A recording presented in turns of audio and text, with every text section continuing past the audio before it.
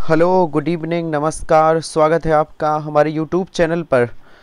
तो आपको पता है कि हम शानदार रात्रि 8 बजे बेहतरीन हिंदी की क्लास लेकर आते हैं, जिसमें शानदार हम प्रश्न कराते हैं। कभी 40 कभी 50 प्रश्न बेहतरीन करवाते हैं।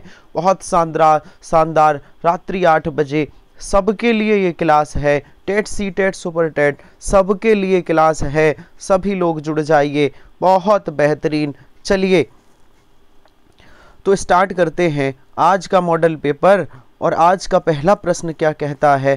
पहला प्रश्न कहता है कि परिभाषिक शब्दों का सही तथा गलत दोनों अर्थ दिए गए हैं, गलत अर्थ का चयन करना है। अच्छा ठीक है, बताइए बताइए गलत अर्थ।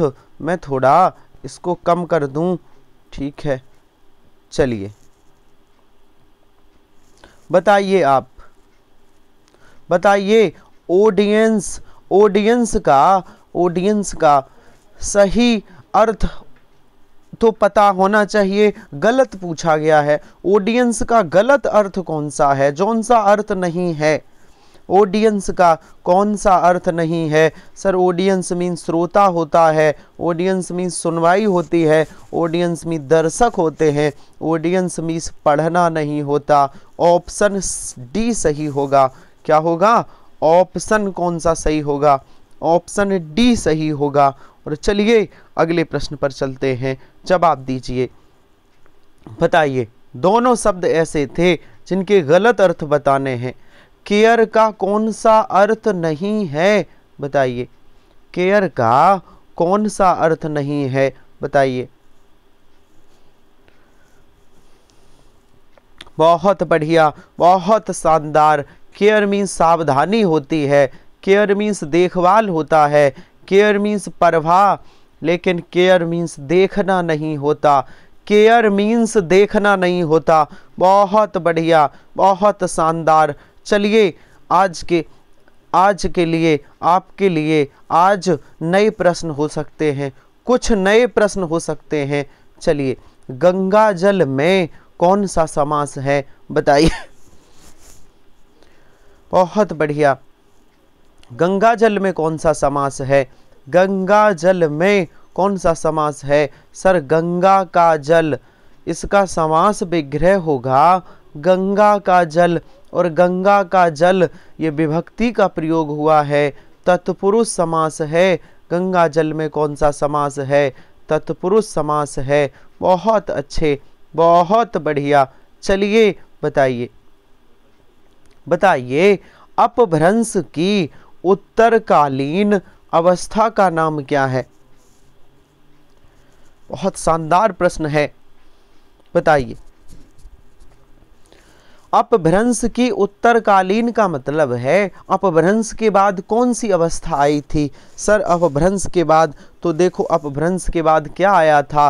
अपभ्रंश के बाद अभट्ट आई थी। अभट्ट आई थी, सबसे पहले संस्कृत आई थी, फिर पाली, फिर प्राकृत, फिर अपभ्रंश, फिर अभट्ट, फिर हिंदी। तो अपभ्रंश की उत्तरकालीन अवस्था, उत्तरकालीन का मतलब है अपभ्रंश के बाद, तो अपभ्रंश के जस्ट बाद अभट्ट आई थी। अभट्ट, अपभ्रंश अभट्ट में बदल गई थी। बहुत बढ़िया। चलिए बताइए बताइए रीत काल का वह कवि जो अपनी मात्र एक कृति से हिंदी साहित्य में अमर हो गया, वह कवि कौन थे? जो मात्र अपनी एक कृति से हिंदी साहित्य में अमर हो गया, वह कवि कौन सा था? वह बिहारी जी थे। कौन थे? बिहारी जी। ऑप्शन सी सही होगा, वह बिहारी जी थे। और अगला प्रश्न बताइए, पहल का संपादक कौन है? आज के प्रश्न आपके लिए थोड़े से कठिन हो सकते हैं।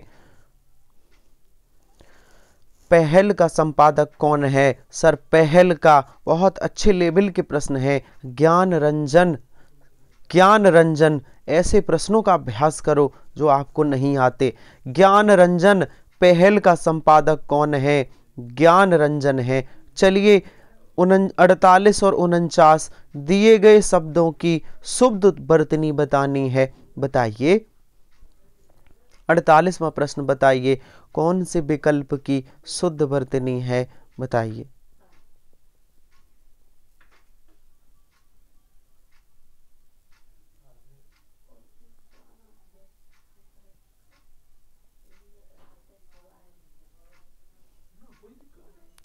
शुद्ध वर्तनी वाला विकल्प बताइए कौन सा है, अंतःसाक्ष।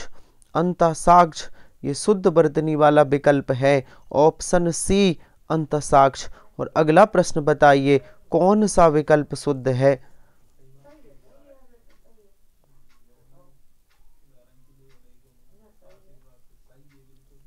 कौन सा विकल्प सर, आगामी, ऑप्शन सी। ये जो आगामी है ये बिल्कुल शुद्ध है, आगामी बिल्कुल शुद्ध है। अगले प्रश्न पर चलते हैं, हालावाद के प्रवर्तक कौन हैं, उनका नाम बताइए।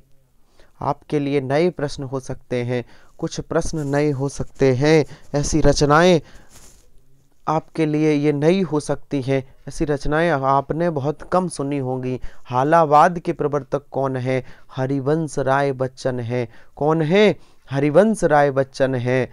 चलिए एक मिनट, हालावाद के प्रवर्तक कौन, हरिवंश राय बच्चन। अभी तो और बचे हैं प्रश्न, अभी इधर और हैं। चलिए बताइए, अगम शब्द कैसा है, बताइए।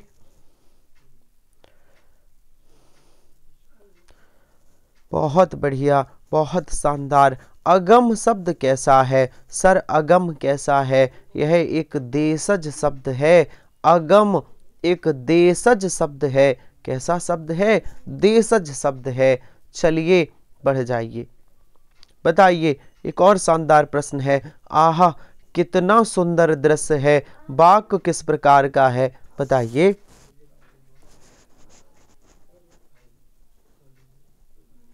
कितना सुंदर दृश्य है, वाक्य किस प्रकार का है, बताइए। ये सर सबको पता है, ये कौन सा वाक्य है, ये विस्मयादि बोधक वाक्य है। विस्मयादि बोधक या विस्मयादि वाचक वाक्य है। और चलिए बताइए, जहां उपमेय में उपमान की संभावना की जाए वहां कौन सा अलंकार होता है। जहां उपमेय में उपमान की संभावना की जाए वहां कौन सा अलंकार होता है। बहुत बढ़िया, जहां संभावना की जाए वहां उत्प्रेक्षा, और जहां पर उपमेय से उपमान की तुलना की जाए वहां उपमा, और जहां उपमेय ही उपमान हो जाए वहां रूपक अलंकार होता है। फिलहाल इस प्रश्न का आंसर है ऑप्शन बी, उत्प्रेक्षा। चलिए बताइए अगला प्रश्न, बताइए। मैं इतना मीठा चाय नहीं पी सकता, इस वाक्य में कौन सा दोष है, बताइए। सर मैं इतना नहीं होना चाहिए था, मैं इतनी मीठी चाय, इतना नहीं, मैं इतना मीठी नहीं, मैं इतनी मीठी चाय नहीं पी सकता। तो ये दोष अनवती दोष कहलाता है। कौन सा दोष है, अनवती दोष। अच्छा अनवती दोष क्या है, देखिए।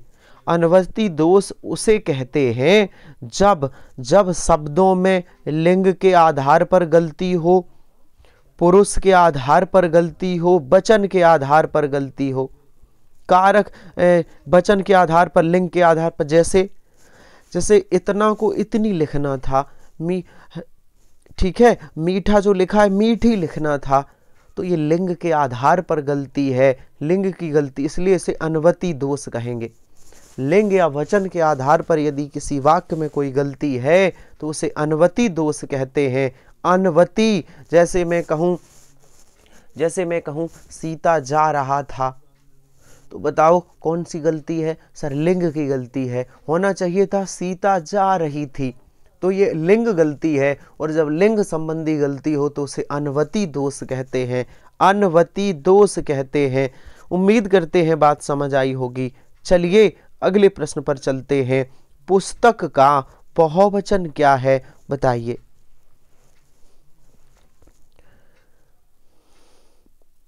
बहुत बढ़िया, पुस्तक का बहुवचन क्या है, पुस्तक का बहुवचन क्या होता है, पुस्तकें होता है। ऑप्शन ए सही है, पुस्तक का बहुवचन पुस्तकें। और चलिए निम्नलिखित में से कौन सा स्वर नहीं है, बताइए।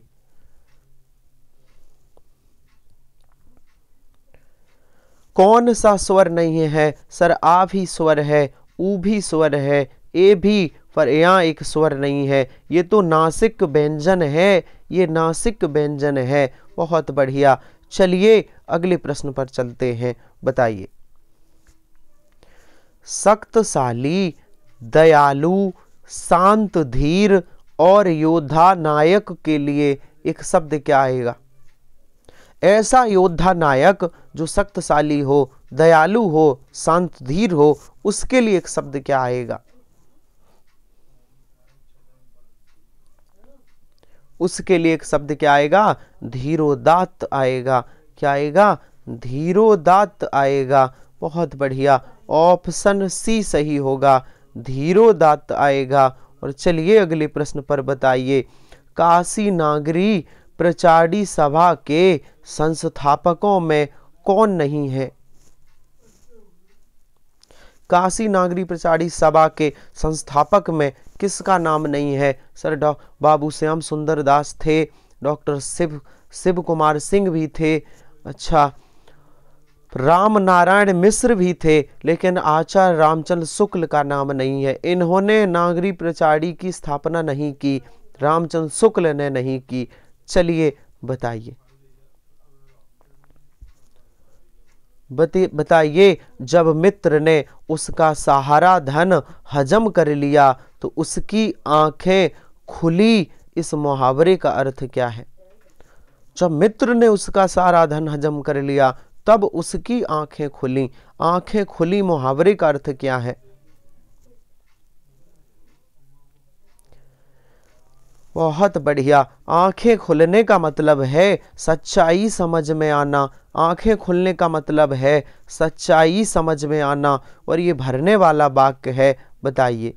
ये भरने वाला वाक्य है, क्रम से लगाना है, क्रम से लगाना है। क्या आप लगा सकते हैं? चलिए, पहला और आखिरी ये अपनी जगह पर रहेंगे, इनका मिलान करना है। तो देखिए, दहेज प्रथा का जन्म पुरानी सामाजिक प्रथाओं में ढूंढा जा सकता है। फिर आएगा विवाह के बाद लड़की नए घर में जाती है। फिर रा आएगा, रा के बाद उसे नई गृहस्थी बसानी होती है। फिर या आएगा, रा के बाद या, और एक ही ऑप्शन है डी, रा के बाद या। फिर कौन सा आएगा? ला आएगा, अपना नया घोंसला बनाने में उसे अधिक असुविधा ना हो इसलिए उसे कुछ उपहार देने का रिवाज था। फिर आगे है, उपहार में उसे गृहस्थी में काम आने वाली वस्तुएं स्वेच्छा से दी जाती थीं, कोई बाध्यता नहीं होती थी। ऑप्शन डी सही होगा, ऑप्शन डी। चलिए अगले प्रश्न पर बताइए, बताइए हमारा अगला प्रश्न, सही अर्थ वाला वाक्य बताइए। चित्त और चित्त, ये चित्त लिखा है, यहाँ पर एक आधा ता और पूरा ता है, चित्त, और ये है चित्त, तो दोनों का अर्थ क्या है बताइए।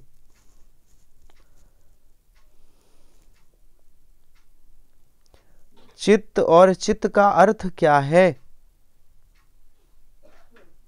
सर चित्त का मतलब होता है मन, आपका जो मन, और चित्त मीन्स होता है पीठ के बल पड़ा हुआ। चित्त मीन्स पीठ के बल। ऑप्शन डी सही होगा, ऑप्शन डी सही होगा। और चलिए अगले प्रश्न पर बताइए, बहुत बढ़िया, बताइए शांति का समानार्थी नहीं है, कौन सा नहीं है? बहुत बढ़िया, बहुत शानदार, बहुत लाजवाब। शांति मीन्स चुप्पी होता है, शांति मीन्स मौन होता है, शांति का मतलब नीरवता भी होता है, लेकिन शांति का अर्थ आकाश नहीं होता। ऑप्शन डी सही है। और चलिए अगले प्रश्न पर, व्याख्यान में कौन सी संधि है बताइए।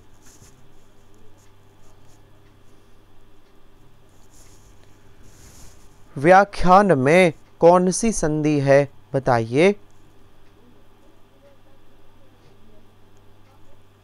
सर व्याख्यान में कौन सी संधि है? व्याख्या प्लस आख्यान, व्याख्यान यड़ संधि है, व्याख्यान में यड़ संधि है। कौन सी? यड़ संधि है। और अगला प्रश्न बताइए, अत्युत्तम, अत्युत्तम में कौन सी संधि है बताइए। और ये भी बताइए इसका संधि विच्छेद क्या है? अति उत्तम का संधि विच्छेद क्या है? बहुत बढ़िया, अति उत्तम का संधि विच्छेद होता है अति प्लस उत्तम, अति उत्तम, ऑप्शन डी। और इसमें भी यड़ स्वर संधि है, इसमें भी यड़ स्वर संधि है। बहुत बढ़िया। चलिए अगले प्रश्न पर और जवाब दीजिए कि निम्नलिखित में से कौन सा विलोम शब्द गलत है? कौन सा विलोम शब्द गलत है बताइए। बहुत बढ़िया, बहुत शानदार। सर इष्ट का अनिष्ट होता है, बिल्कुल सही है। छली का निश्चल होता है विलोम, बिल्कुल सही है। सानुनासिक का निर्नासिक होता है, बिल्कुल सही है। लेकिन उत्कर्ष का निष्कर्ष नहीं होता, यही आंसर होगा। उत्कर्ष का अपकर्ष होता है, उत्कर्ष का विलोम क्या होता है? अपकर्ष होता है। ऑप्शन सी सही होगा। आगे चलिए अगले प्रश्न पर। 66वां प्रश्न है, प्रश्न संख्या यहाँ 66 है। चलिए, निम्नलिखित में से सही विलोम शब्द युग्म कौन सा है? सही विलोम शब्द वाला युग्म पहचानिए, बताइए कौन सा सही विलोम शब्द है? जवाब दीजिए। बहुत बढ़िया। कौन सा विलोम शब्द सही है, क्या आपको पता है? बहुत बढ़िया। देखिए, पाठ्य का अपाठ्य होता है, ये गलत है। शिष्ट का, देखिए शिष्ट का क्या होगा? नत का विलोम क्या होता है? नत का होता है उन्नत, नत का विलोम उन्नत होता है। नत का विलोम, नत और अवनत एक दूसरे के पर्यायवाची हैं। नत या अवनत का विलोम पूछे तो उन्नत होता है। अब बताइए शिष्ट का विलोम क्या है? क्या शिष्ट का विशिष्ट होगा? शिष्ट का विलोम होता है असभ्य, शिष्ट का विलोम होता है असभ्य। कोई शिष्ट है, कोई असभ्य है, तो ये भी गलत है। संश्लिष्ट का विश्लिष्ट होता है। ऑप्शन डी, सिर्फ एक ही विकल्प में विलोम शब्द सही लिखा है, संश्लिष्ट का विश्लिष्ट। ऑप्शन डी, ऑप्शन डी वाला सही है। और चलिए अगले प्रश्न पर और बताइए हमारा अगला प्रश्न कि कॉन्फ्रेंस का हिंदी का मतलब क्या है?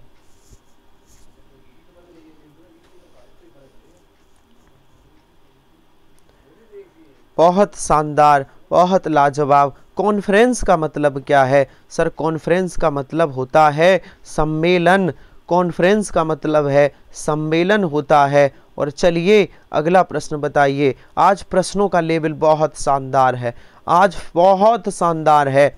बताइए ऑनरर क्या है? ऑनररलम, ऑनररलम का मतलब क्या है बताइए? मानदेय होता है।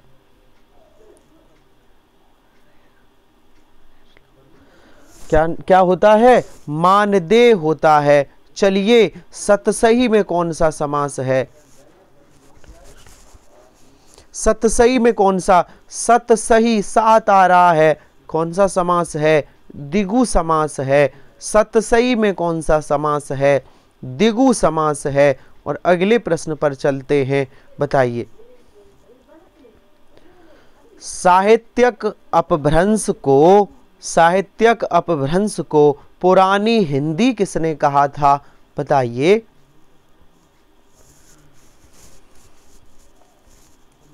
साहित्यक अपभ्रंश को पुरानी हिंदी आचार्य रामचंद्र शुक्ल ने कहा था। किसने कहा था? आचार्य रामचंद्र शुक्ल ने। और शानदार प्रश्न है, प्लांट का मोर्चा रिपोर्टाज के लेखक कौन है?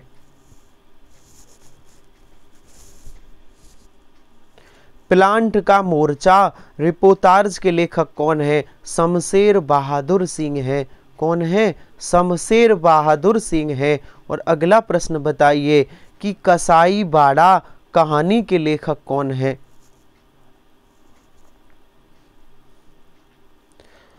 कसाई बाड़ा कहानी के लेखक कौन है बताइए। कसाई बाड़ा कहानी के लेखक कौन है?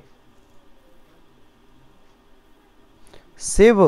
कौन है? शिव मूर्ति। कौन है? शिव मूर्ति। ऑप्शन ए सही है।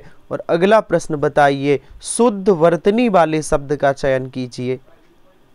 बहुत बढ़िया, शुद्ध वर्तनी वाले शब्द का चयन कीजिए। सर आधा डबल जा जहां बना हो, ऑप्शन डी में उज्ज्वल सही लिखा है। आधे डबल जा 2 बार बनेंगे, उज्ज्वल ऑप्शन डी। चलिए अगले प्रश्न पर। चारपाई पर भाई साहब बैठे हैं, इस वाक्य में चारपाई में कौन सा कारक है बताइए। चारपाई में कौन सा कारक है? सर में और पर कौन सा कारक होता है? अधिकरण कारक होता है। अच्छा, कारक के कितने भेद होते हैं? कारक के कितने भेद? सर कारक के 8 भेद होते हैं। कितने? 8 भेद होते हैं। और अगला प्रश्न बताइए, देसिल बैना सब जिन मिठा, मिठा कथन किसका है? देसिल बैना सब जन मिठा, यह कथन किसका है बताइए।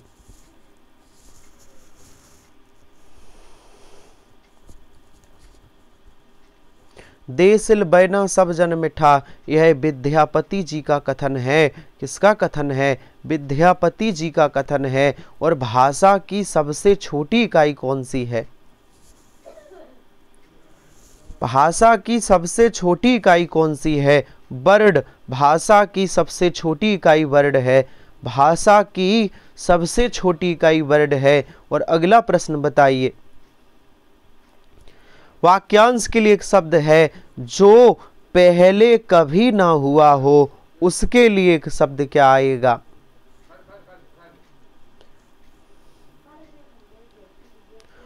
बहुत बढ़िया, बहुत शानदार।